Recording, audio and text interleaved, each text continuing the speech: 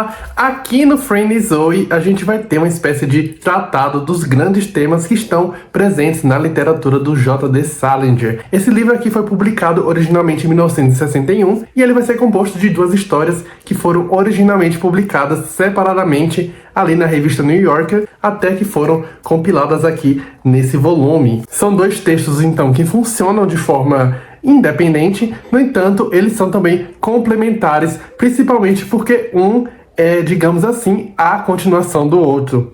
Então, em outras palavras, é quase como se a gente tivesse aqui uma peça dividida em dois atos. Então, antes de mais nada, eu venho lendo alguns livros do Salinger aqui ao longo do ano no canal. Eu já falei aqui, então, sobre O Apanhador no Campo de Centeio e o 9 Histórias. Vou deixar os links aqui embaixo, caso você tenha interesse de assistir. Mas, continuando aqui sobre o Fran e Zoe, vai ser muito interessante também, porque ele vai ser centrado na família Glass, mais especificamente ali nos irmãos caçula da família. E ambas as histórias vão ser situadas ali na Nova York da década de 1950. Caso você não se lembre, eu tô falando então aqui dos irmãos do Seymour Glass, que é o protagonista ali do conto Um Dia Ideal para Peixes Bananas, presente ali no 9 Histórias, que, alerta de spoilers, vai ser um conto que vai terminar com o suicídio bem abrupto e bem seco ali do protagonista no finalzinho. É um conto bem intenso. Então, de uma forma picotada, a gente tá vendo o Salinger traçando a história ali da família Glass,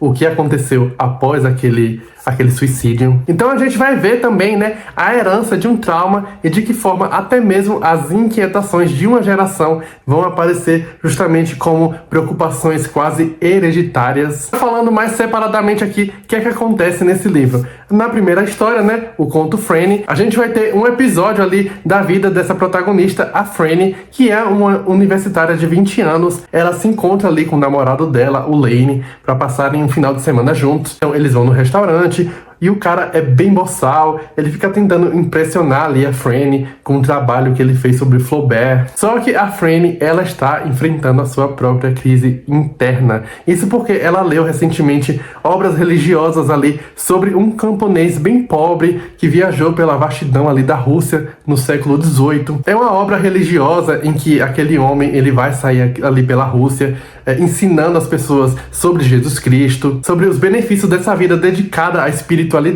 E aqueles livrinhos, então, eles operaram uma verdadeira crise existencial ali na Franny. O que acontece é que o segredo desse peregrino desses livros, né, é basicamente que ele reza sem parar constantemente a oração ali para Jesus Cristo, que consiste basicamente em: Jesus, tende piedade de mim. E aí, segundo os ensinamentos daquele homem, com o tempo, com aquela oração constante, ela aproximaria o indivíduo ali de Deus e faz esse indivíduo então alcançar a grande iluminação. E aí a gente vê a Franny meio desconectada ali de tudo que o namorado tá falando. Ela começa a reagir de forma bem ofensiva, ela começa a falar mal dos amigos dele, dos professores, de todo o universo ali intelectual de forma geral. E ela tenta também comunicar ali ao Lane a ideia geral ali dos livros que ela leu, né? Mas eles estão em completo descompasso, até que no final do conto a Franny vai acabar desmaiando e o casal acaba cancelando outros compromissos deles ali pelo resto do dia. E no finalzinho do conto a gente vai ter a Franny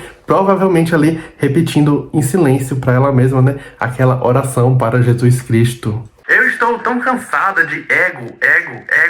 A minha vida inteira é um círculo sem fim de ego. Professores, escritores, todos são tão egocêntricos quanto podem ser. Eu não acho que seja por mal, mas isso me cansa terrivelmente. Então a gente parte para a segunda história aqui do livro, intitulada, portanto, Zoe, que é um pouco mais longa, é uma novela, como eu mencionei. E nessa daqui a gente vai acompanhar o irmão da Franny, o Zoe, que tem 25 anos, e no comecinho aqui do texto ele vai estar ali na banheira, no apartamento da família deles, né, da família Glass, ali no Upper East Side, em Nova York. Ele tá ali relendo uma carta de 4 anos atrás, que o irmão mais velho deles escreveu ali pro Zoe. A gente vai descobrir que o Zoe é um autor de cinema em ascensão e tudo mais, e aí depois da leitura daquela carta, quem aparece ali no banheiro, para o completo incômodo aqui do Zoe, é a mãe dele. E aí, enquanto ele tá ali, né, na banheira, protegido só pela cortina, né, a mãe dele começa a desabafar suas preocupações enquanto fuma um cigarro atrás do outro. Aliás, os personagens aqui dessas histórias fuma bastante o tempo inteiro. Enfim, a mãe ali da família Glass, né, ela começa a falar das escolhas ali que o Zoe tomou na vida, do fato dele ter se tornado cada vez mais parecido ali com os irmãos dele, de ele nunca ter se casado e tido filhos, mas em especial a mãe também vai compartilhar ali a sua preocupação com a caçula da família, a Franny,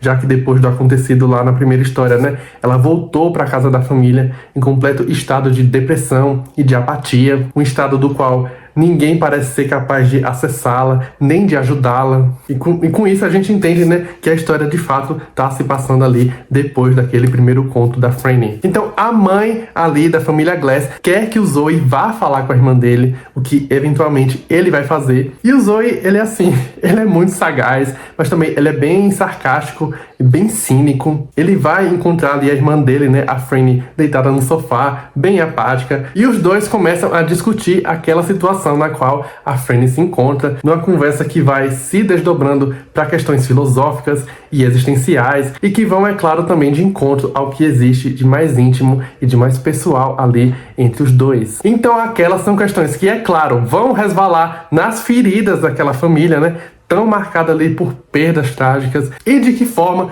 todos ali naquela casa estão, de certa forma, em busca de um propósito. Todos nós, Glasses, somos propensos a levar tudo a extremos estúpidos, para o bem ou para o mal. É assim que nós somos feitos. É por isso que nos amamos e também porque não suportamos olhar uns para os outros por muito tempo. Então veja bem, essas aqui são duas histórias em que a gente acompanha uma espécie de epifania sobre como que é possível navegar no mundo moderno que parece tão movido de aparências. Então aquela família é muito problemática, o filho deles, né, tirou a própria vida, o Seymour Glass, que eu mencionei no começo do vídeo, e os outros irmãos ali estão espalhados pelo mundo. A gente vai ver que a mãe é uma personagem um tanto materialista e um tanto superficial, cuja compreensão ali sobre os filhos escapou completamente. O que acontece de fato é que eram 7 irmãos Glasses, e quando crianças, eles eram estrelas ali de um programa de rádio muito famoso, em que eles basicamente respondiam perguntas das mais variadas, e era um programa ali bem popular, e todos os meninos Glasses, né, eles eram basicamente conhecidos como crianças prodígio. Então eu acho que o que há de mais interessante aqui, principalmente no final da novela aqui do Zoe, né, é como que o caminho para se autossalvar é de fato se apegar ali às coisas que nos deixam minimamente satisfeitos com a vida, porque quando se é jovem, né, como a Franny aqui, ou até um pouco mais velho, você acredita que precisa alcançar alguma espécie de profundidade de uma forma assim mais solene, de forma a abandonar todo o seu mundo ao redor para fazer algo importante. A gente também não pode deixar de notar, é claro, né, o contexto sociocultural e a forma como que a literatura do Salinger também é focada nesse tipo de tema. Então a Franny, ela o tempo inteiro, ela tá questionando e buscando algo que seja genuíno, que seja desprovido de ego. Então vai ser muito interessante o percurso que o diálogo desses irmãos vai percorrer aqui, né? Porque a Franny vai realmente entender que o que ela procura, na verdade, é o amor acima de tudo. E é muito interessante também como que a gente vai ver, né, que a vida é feita desses pequenos milagres. Porque pra mim, isso também é um milagre, né? Você ter crises em que a gente se sente totalmente perdido até se lembrar de outras alternativas. E, ao mesmo tempo, é um livro que também vai questionar, de certa forma, o lugar que uma vida mais zen ou de uma vida mais religiosa, que lugar essas coisas podem ocupar em meio às demandas e em meio às tribulações da vida moderna. E quando eu falo isso, eu falo em que lugar que as crenças religiosas elas podem ocupar numa realidade que é tão cercada de coisas supérfluas, de pessoas desagradáveis, de intelectuais vazios, de ocupações frívolas. E aí no final, né, a Franny vai experimentar um momento de pura clareza espiritual. E esse é o tema, de fato, aqui central nesse livro. Então, numa sociedade em que o cristianismo já começava a não satisfazer as necessidades pessoais, a gente vai ter essas tradições orientais, né, como o budismo, o esoterismo, aparecendo aqui como ecos de uma solução possível para o mal-estar de uma civilização moderna. Eu não importo com o que você faz, mas faça com todo o seu coração, com todo o amor que você pode reunir. Essa é a única coisa que importa. É tudo que qualquer um pode fazer. Outro aspecto que me chamou muita atenção foi a leitura que o Zoe vai fazer aqui, por exemplo, do Jesus Cristo como o cara mais inteligente da Bíblia, porque de fato é isso que eu também já acreditava, a maneira como que o Jesus ali realmente entendeu a ideia de Deus, de paraíso, de amor, todos esses valores, né? E como que é possível, de certa forma, entender e vivenciar essas coisas à nossa própria maneira. Porque, apesar de tudo, né, é preciso também participar da vida do jeito que ela é. E assim, a gente tá, de fato, vendo discussões ali entre dois irmãos que são bem autoindulgentes, eles são bem solipsistas, só que, acima de qualquer outras coisas, é possível realmente perceber que o Zoe, nada mais, nada menos, tá tentando convencer a sua irmã a não sucumbir à doença mental. Porque, né, o irmão deles, o Seymour, o cara lá do Peixes Bananas, ele se matou, e aquele suicídio do Seymour ainda pesa demais naquela casa. Em certo momento, o Zoe diz que parece que vive numa casa fantasma. Então, é possível entender também que, ali na situação da Franny, seria quase que uma herança maldita ali do Seymour, que muito provavelmente também começou a sucumbir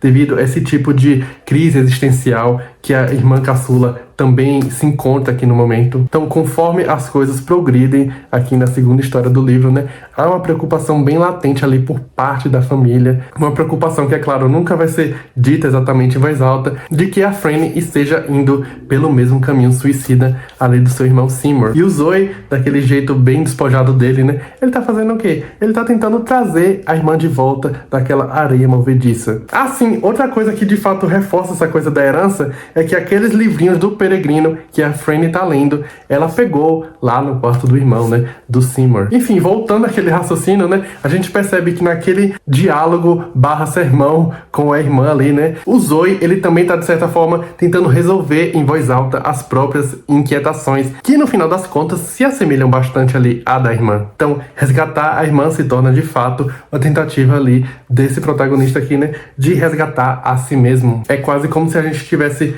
de fato, presenciando uma epifania compartilhada. Principalmente também quando a gente vai ter uma cena aqui, né, em que o Zoe vai visitar ali o quarto do Seymour. Ele passa uns bons minutos ali averiguando tudo. Então, quer dizer, é ele literalmente acessando um cômodo inabitável do seu irmão suicida, que revela ali questões que ele talvez também deixe num cantinho bem reservado ali da própria cabeça. Franny fechou os olhos e em algum momento, antes de adormecer, começou a sorrir, mas não era um sorriso forçado. Era um sorriso suave, quase radiante, como o tipo de sorriso que uma criança dá a alguém que ama. Eu gostei bastante do Zoe. Ele tem muito estilo, né? Ele é bem arrogante, ele é muito sábio, ele tem também uma gentileza muito pura, ao mesmo tempo que ele também, digamos, tem assim, uma esperteza, o que acaba até, de certa forma, sendo uma contradição, né? Que nos deixa questionando se a gente ama ou meio que odeia aquele personagem, né? Que é a mesma coisa que acontece com Holden Caulfield, lá no Apanhador do Campo de Centeio, e pra mim, esses são sempre os melhores tipos de personagem. E é isso, eu achei muito interessante porque o Franny Zoe parece, de fato, ali um grande tratado dos temas que a gente já vinha acompanhando do Salinger. Então, tudo que aparece ali no Apanhador do Campo de Centeio, nos contos ali do Nova Histórias, além de, é claro, do famigerado Um Dia Ideal para Peixes Bananas. Que situações, né? Que temas são esses? Essa busca por um sentido, por um senso de autenticidade no mundo que às vezes parece tão superficial, tão falso. E mais importante do que essa busca, né, é de que forma que é possível conviver nesse mundo sem se anular em meio a essas questões que são muito perigosas. E uma coisa que pra mim ficou também bem nítida aqui no Franny Zoe, né,